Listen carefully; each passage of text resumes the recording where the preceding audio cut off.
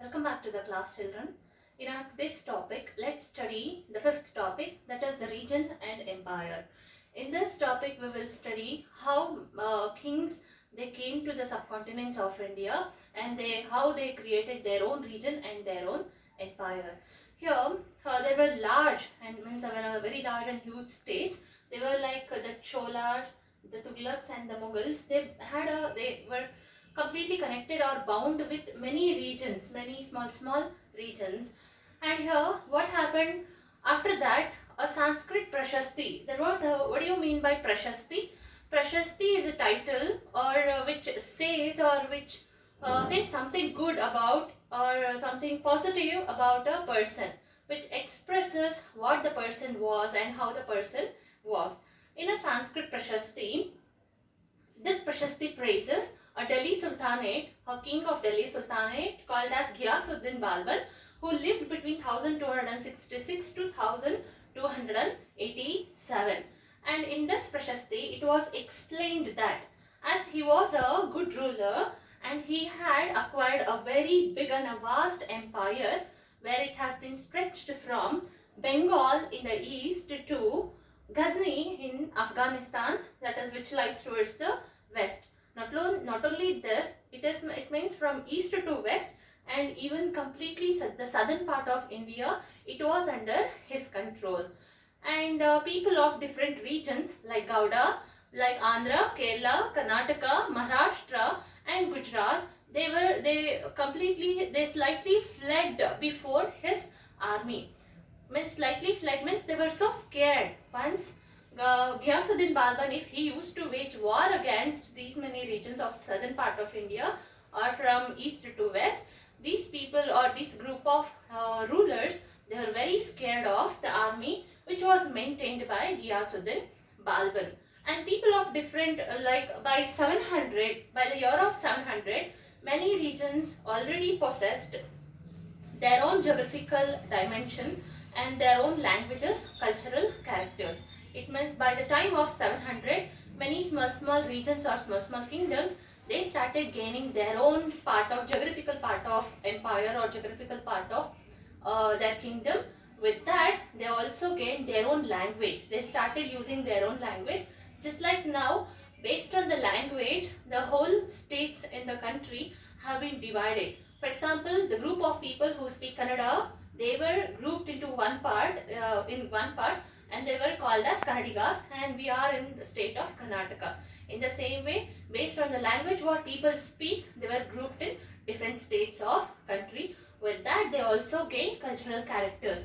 It means each state in the country, we follow different set of culture, different set of rules and the regulations. So with this, dynasties like the Cholas, the Khiljis, the Tughlaqs and the Mughals, they had a huge and a big vast empire and dynasties. They were able to build an empire in different regions of Indian subcontinent.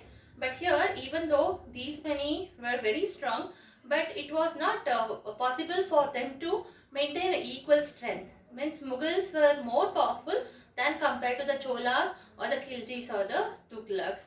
So it means, but here somehow they could try to maintain a stable army. So though the 1000 years between 1700 and 1750, character of different regions did not grow in isolation. It means they will not grow in a isolated way. Each character of different region, it kept changing. So these regions felt the impact of large region force of integration without ever quite losing their distinctives. It means the large empires or the large regions, the kings of these large regions and the empires, they started forcing the small regions to merge together. But even though if they merged together, they were never used to lose their own distinctiveness. It means characteristics.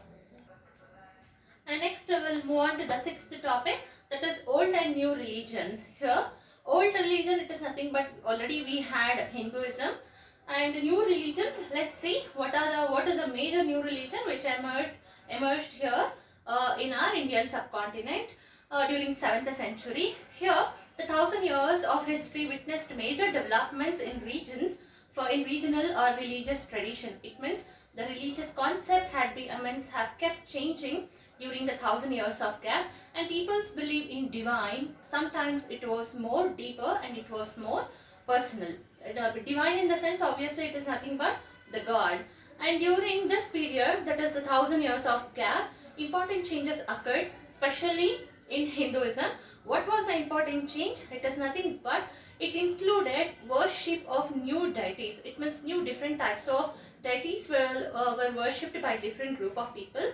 Temples were built or constructed by the rich class or by the royalties. It means nothing but the rulers or the kings.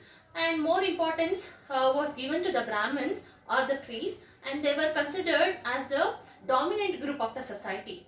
Why they were considered as a dominant group? It was nothing but because of their high knowledge of Sanskrit. They had a very good knowledge of Sanskrit.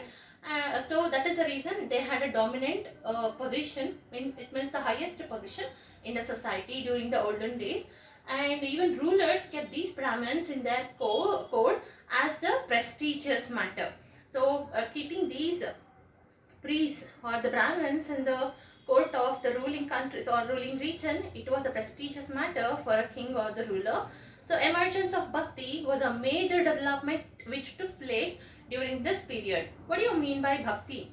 So this Bhakti, there is a movement based on this Bhakti, which we call it as Bhakti movement.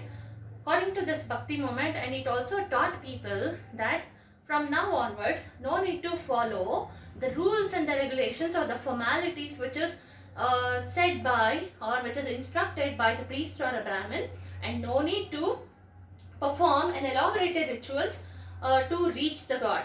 The final word or the term of this Bhakti movement, it says that to reach the God, Bhakti is very, very important. Bhakti itself, the term itself says the divine Bhakti is more important to reach the God directly instead of this. Means excluding this, there is no need to perform an elaborated ritual or no need to follow the rules and the regulations which is instructed by the Brahmins.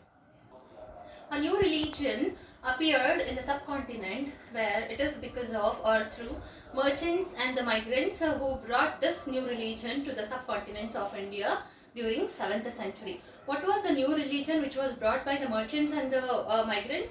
It was nothing but the Muslims regard, that is the Islam. Islam is a new religion which was brought by the merchants and Islam was the new religion which was brought by merchants and the migrants.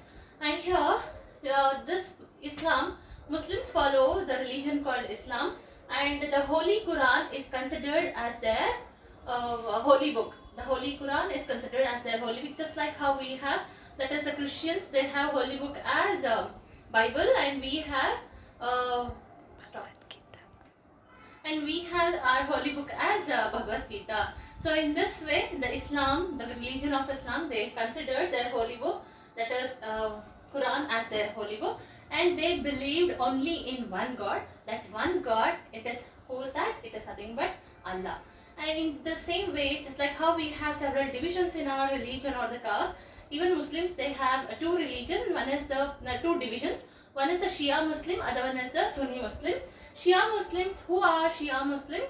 What is the difference here? It is nothing but Shia Muslims they believe or they follow that Prophet Muhammad's son-in-law Ali as their main leader of Muslim community. Who was Prophet Muhammad? As according to them, Shia Muslim means Prophet Muhammad, he was considered as a person who has been brought by the God Allah as a messenger. So his son-in-law Ali was considered as the leader of Shia Muslims, and Sunni Muslims, they accepted the old Khalifas. They were considered as their leaders of their Muslim community. In the same way, many rulers in India, they also started following Islam, and they started many things with the help of ulamas and many other different divisions we can also see under Muslim community. They learn in various schools, and they learn various teachings of Islam religion.